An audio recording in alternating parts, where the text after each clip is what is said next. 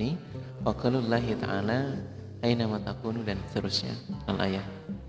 Dimanapun kita berada, dimanapun kita bertempat tinggal, bahwa kematian itu akan menjumpai kita. Walaupun kita bersembunyi dalam sebuah tempat yang dikuatkan, sebuah benteng, itu tetap akan kematian menjumpai terhadap kita. Dan perihal dengan musibah, sebuah musibah itu kalau baik atau orang-orang iman itu ya husnuzon kepada Allah, itu sebuah nikmat, tapi juga ada cobaan. Tapi ketika cobaan dan musibahnya adalah sebuah kejelekan, maka ya orang-orang iman jangan sampai mempunyai pemikiran itu adalah ulah dari manusia yang lain, atau musibah baik, musibah buruk itu semuanya dari Allah. Ulah mereka sendiri loh. Contoh, kaum Sodom, mereka adalah sebuah desa di mana penduduknya rata-rata itu banyak melakukan perbuatan di luar aturan Allah. Ya, mereka melakukan sodomi atau berjamaah satu kampung. Ketika Nabi Lut datang mengingatkan atau menawarkan putri-putrinya, tidak ada mereka yang respon, atau bahkan mereka menjawab, kan kamu tahu Lut, kami ini tidak nafsu dengan perempuan, kami ini adalah umat yang kebiasaan kami seperti ini, atau ini kan sudah menjadi kebiasaan turun-menurun bagi kita, atau jadi ditawari putri-putrinya Nabi Lut itu nggak mau. Nah, para kaum muslimin dan muslimah, akhirnya Allah menyiksa kan terhadap desanya dengan mendatangkan siksa yang luar biasa itu. Nah, kemudian bagi orang-orang yang tidak bisa paham bahwa itu adalah dari Allah, ini musibah ini terjadi karena Lut tidak mau mengikuti tradisi kita. Nah, kemudian ceritanya Nabi Nuh, di mana Allah mendatangkan banjir bandang. Ketika Allah mendatangkan musibah air bah yang begitu besar sampai menenggelamkan umatnya, mereka juga tidak tahu kenapa itu bisa terjadi. Bahkan ketika Nabi Lut diperintahkan untuk membuat perahu yang begitu besar, mereka juga tidak paham. Jadi mengata-katain Nabi Nuh, Nabi Nuh ini gila, terang benderang begini kok bikin kapal. Padahal di sisi lain Allah telah menahan murkanya sampai dengan Nabi Nuh menyelesaikan pembuatan kapalnya. Ketika telah kelar, dapur-dapur mereka, rumah-rumah mereka bermunculan air yang begitu banyak sehingga umatnya tenggelam dalam sebuah bah besar, banjir besar, sampai lebih dari 1 bulan banjir itu tidak kunjung surut. Coba terjadi saat ini, insyaallah. Nah, karena mereka sebenarnya sudah tidak bisa memahami arti dari perintah-perintahnya Allah. Nah, kisah-kisah itu pun tidak menjadi pemahaman untuk orang-orang yang tidak bisa mengerti. Nah, kita umat Nabi Muhammad yang sudah menerima banyak cerita, ketika kehadiran sebuah kisah ya tentunya kita harus mengambil sebuah perkeleng, peringatan. Jangan menjadi orang-orang yang nggak paham. Kalau kita bahasakan sebagai orang yang bodoh mungkin terlalu kasar. Nah, Allah sendiri memberikan kalimah ya la yafqahuna hadis, nggak paham cerita ya wis nggak paham. Wa qala Allah Ta'ala, bahwa Nabi melanjutkan khutbahnya, Allah berfirman, qul innal mauta alladzi tafirun, dan al-ayat dan seterusnya, bahwa sungguhnya kematian yang kita berupaya untuk melarikan diri darinya, ketahuilah kematian itu akan menjumpai kita. Kita lari. Mungkin kita berpikiran ketika kita ada di sebuah wilayah yang di situ terjadi wabah, satu desa hampir 50%-nya terkena wabah. Kemudian kok kita keluar dari desa itu, berupaya untuk melarikan diri dari wabah itu, yang kemungkinan kalau kita lari itu akan aman dan selamat. Lah, kalau takdirnya memang Allah telah mengirimkan ajalnya, malaikat maut sudah datang, nggak bisa. Allah tetap akan menjemput dia pada di mana tempat dia lari. Di Indonesia banyak wabah, kemudian dia ingin melarikan diri biar di negara lain yang tidak ada wabahnya. Nah, kalau memang takdirnya sudah wafat, ya di sana pun tetap akan ditemui oleh malaikat Israel. Maka Dalam hal ini peringatan bahwa ya persiapan sajalah. Kekhawatiran itu tidak mampu untuk menyelamatkan kita dari kehadiran sebuah kematian.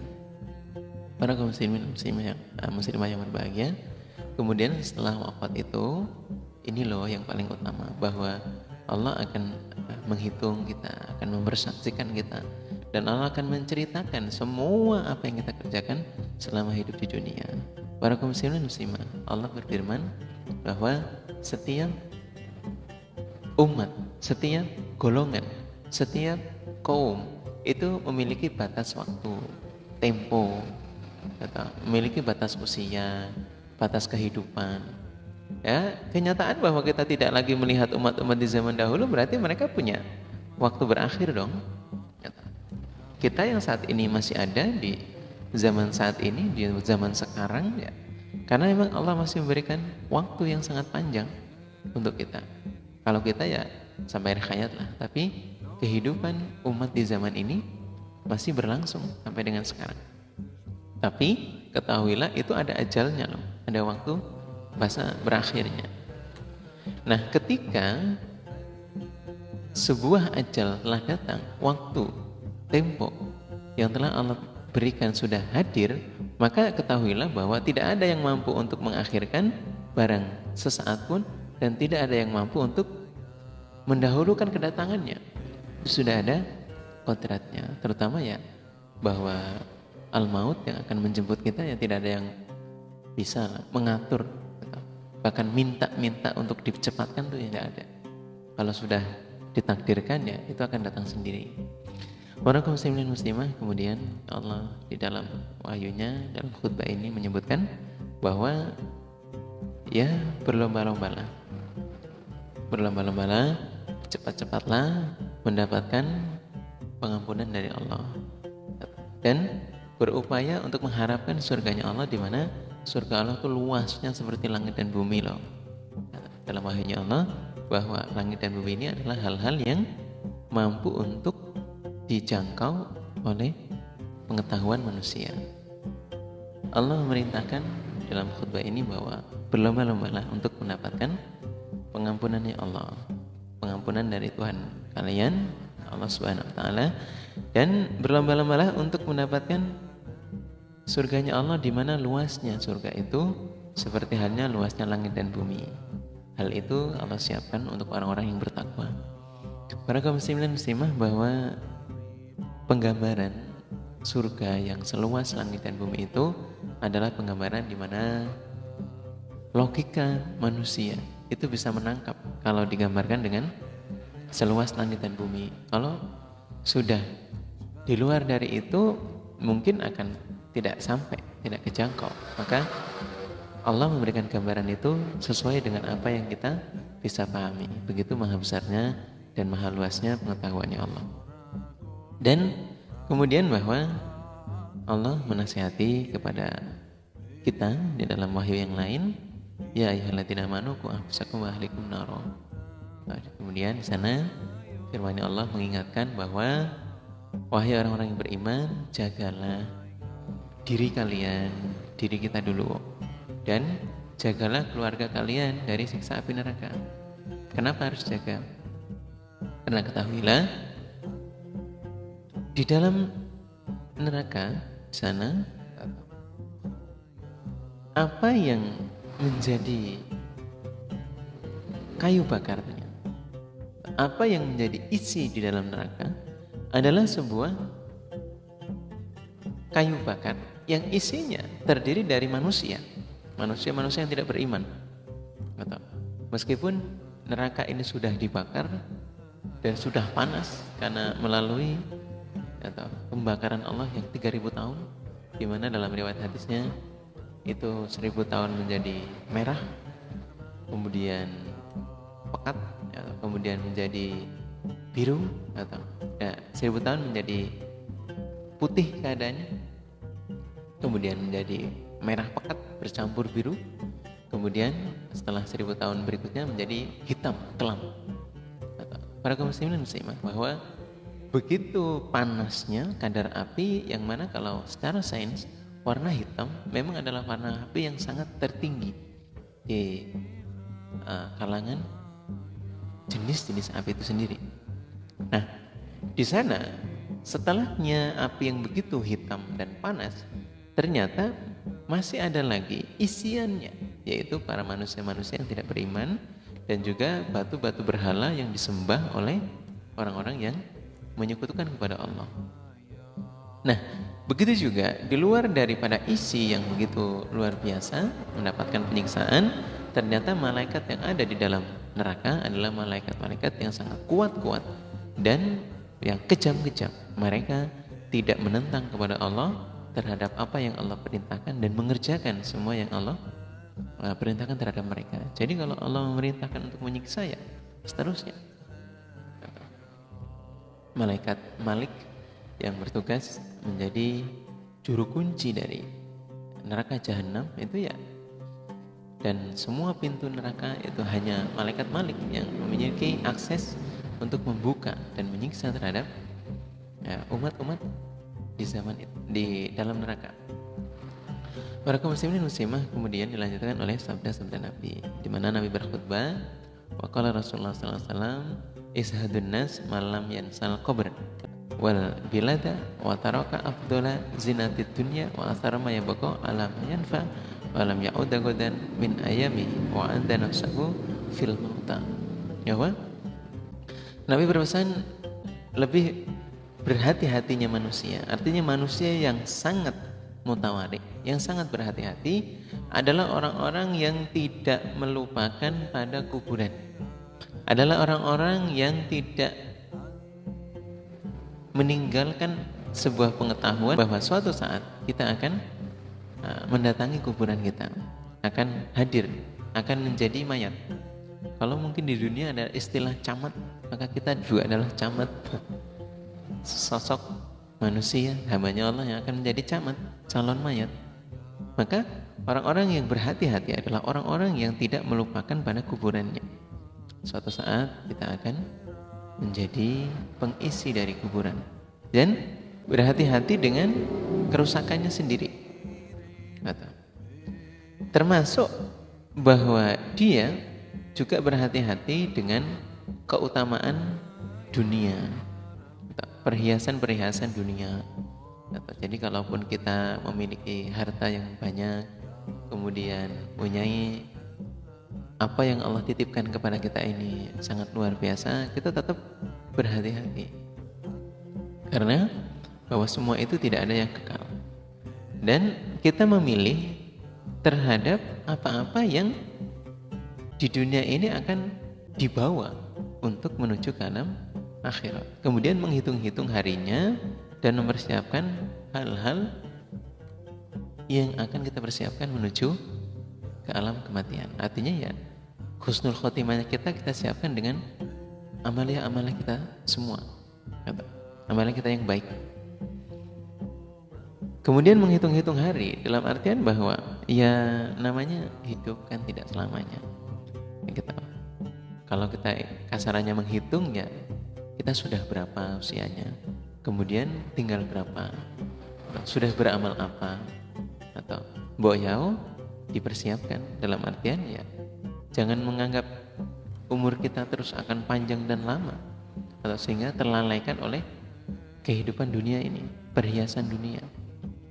Para kaum muslimin muslimah, bahwa banyak riwayat hadis yang membahas mengenai perhiasan-perhiasan dunia, kekayaan, harta, dan sebagainya. Nah, kemudian kalau berkaca kepada keluarga, perhiasan dunia yang paling baik, ya adalah istri kita, keluarga kita yang mampu untuk menjadi pepais mata kita. Kalau kita melihat istri-istri kita yang ibadahnya baik, maka tentunya kita sangat bahagia. Kalau kita melihat anak-anak kita yang beribadah dengan tertib, soleh dan soleha, tentunya kita akan bahagia. Berbeda ketika terbalik, istri kita tidak terarah ibadahnya, kemudian anak-anak kita juga tidak tertib dalam ibadahnya, justru itu akan membuat kesedihan untuk kita, toh. Maka kehidupan dunia dengan pepaisnya, dengan perhiasannya, yang kita arahkan, kita persiapkan, karena pada akhirnya ketika kita tinggalkan kita memiliki tanggung jawab di hadapan Allah. Para kaum muslimin muslimah, dan begitu pula Nabi bersabda, la yablugul abdu ayyakuna minal muttaqin hatta yada'ama la ba'sa bihi hadaran liman bihil ba'su, bahwa seseorang bisa dikatakan sebagai orang yang bertakwa dengan baik. Seseorang bisa dikatakan menjadi sesosok hamba yang takwanya baik apabila dia mau meninggalkan hal-hal yang sebenarnya tidak begitu berbahaya, namun dia mampu untuk meninggalkannya. Seseorang yang kategorinya takwa kepada Allah, ciri-cirinya adalah dia mampu untuk meninggalkan yang sebenarnya ya nggak apa-apa sih kalau dikerjakan, tapi karena dia adalah zuhud, mutawari, atau kemudian dia meninggalkan saja. Contoh, pada saat Rasulullah SAW menemukan kurma di jalan raya pada saat beliau masih hidupnya. Kemudian kurma ini kan sebenarnya temuan. Nah, temuan kurma yang beliau temukan itu tidak beliau makan, justru beliau antarkan ke gudang sabilillah. Kenapa? Karena khawatirnya bahwa itu adalah kurma zakat. Zaman dahulu itu kan zakatnya kurma. Beliau tidak ingin memakan harta zakat di mana pada akhirnya yang dimakan adalah tidak halal. Padahal itu kalau di dalam hukum Islam kan rikas, temuan. Nah, sedangkan temuan itu ya ada sodakonya, tapi harus ada kapasitasnya atau berapa gitu besarannya. Tapi Nabi tidak mau, Nabi meninggalkan. Takutnya yang dia temukan adalah sebuah hal yang membahayakan untuknya, akhirnya mendapatkan dosa. Nah, kembali ke kita, bahwa kita dikategorikan sebagai orang yang takwanya baik kalau mau meninggalkan hal-hal yang suatu saat akan menimbulkan bahaya. Atau kita menemukan barangnya orang lain, kemudian itu adalah mungkin anak yatim yang kehilangan benda, kalau kita paksa untuk menikmatinya, ya toh, bahkan kita jual, kan itu nganiaya toh. Maka cobalah untuk tidak menerjang hal-hal yang demikian. Karena kalau memang pada akhirnya itu merugikan, bahkan menimbulkan dosa, kitalah yang akan celaka. Na'udzubillah min dzalik. Para kaum muslimin dan muslimah, berikutnya adalah Nabi mengingatkan hal ini karena memang ya Nabi sendiri dalam sabda yang lain mengatakan, kun warian, takun abdanas. Jadilah orang yang mutawari dalam hidup. Jadilah orang yang berhati-hati, yang menjaga sebuah hal-hal yang Allah berikan di sana sebuah larangan dan perintah. Jadilah orang yang mutawari, jangan diterjang gitu loh. Karena ketika kita mampu untuk berperilaku demikian, maka abdanas, kita akan menjadi hambanya Allah yang paling baik dalam beribadah. Kalau kita mutawari, ibadah kita akan menjadi ibadah yang sangat baik. Jangan sembrono lah, atau kita melakukan hal-hal yang sekiranya bisa menimbulkan bahaya, ya jangan diterjang, jangan ditabrak, karena itu bahaya. Maka Nabi mengatakan, kun warian, jadilah orang yang bermutawari dalam beramaliyah, hati-hatilah.